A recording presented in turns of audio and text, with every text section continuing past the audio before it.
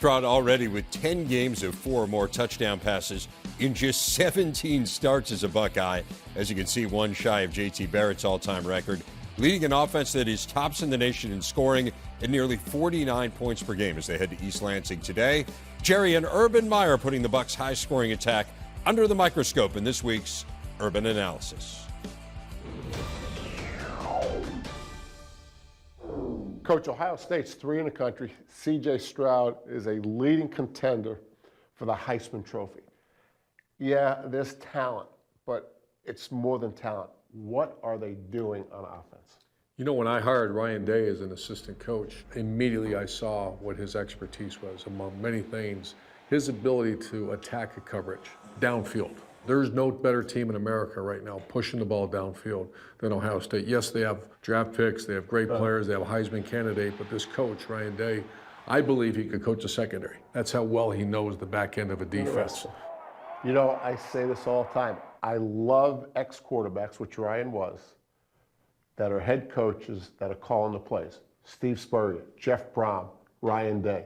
It's like they're still playing. Yeah. I mean, I watched Ryan Day on the sidelines. I think he thinks he's taking the snap and throwing the ball. All right, Jerry, here Ryan Day called a quarters beater, but there's a lot to this play. It's just that you can see it's an open formation, but down at the bottom is Kate Stover. Kate Stover's our tight end. Right. So why would you put a tight end out wide? He's not going to run a route probably out there. They're trying to gather information. Defenses match up when it's man coverage. If this was man coverage, it'd be a safety out here covering him. That's a corner. So he sees its quarters, and you're going to bring the tight end in motion to a bunch set. So when you get a bunch set like that, you make these the corner and the safety play something called inside-outside. Right. It's inside-outside, but they're really going to jump each other man coverage because it's quarters. And you're going to see the safety here is going to jump the tight end, and that gives Fleming, the outside receiver here, number 4, leverage on the wideout. You have no one in the middle of the field. Well, that's an excellent route, excellent play, but I'll tell you what, that was drawn up in the film room right there. Coach, we just looked at a zone beater. Let's look at a man beater. Okay, you can tell this is a man beater because it's max protection. What's max protection mean? The 2 tight ends are going to stay in the tailbacks. Going to stay in. It's 8-man protection. So he's expecting some kind of pressure. The defense is exactly what he wanted for the play call. That means he can tell that 2 receivers out here, they have man coverage. He sees a matchup he likes. He gives a thumbs up to the quarterback, and the quarterback delivers and executes to Emeka here at number 2 in the inside slot. How about zone with a little pressure? Yeah, it's called 3-fire. Normally rush with 4 people. Fire zone means I'm going to rush with 5. You're going to see the safety out here, and he's going to blitz off the edge. So it's a 5-man pressure with zone behind it, so that's cover 3. So what they're going to do, the safety comes up, he blitzes off the edge. The 5 technique veers inside. The tackle veers inside. The linebacker actually scrapes.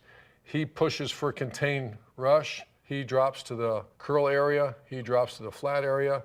So now you see 3 people deep, 3 people underneath. So that's called fire zone. Ryan Day puts a tight end. He likes to do that a lot.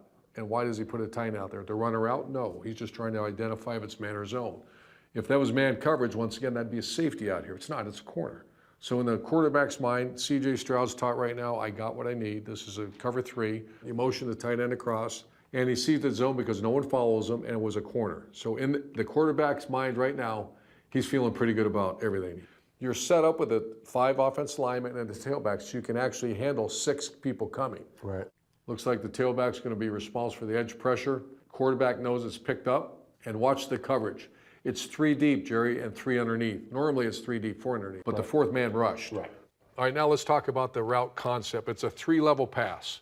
This receiver is the deep. He's the go ball. The 2nd level is right across here, and it's about 20 yards deep. You can see on videotape. The 3rd level would be the tailback.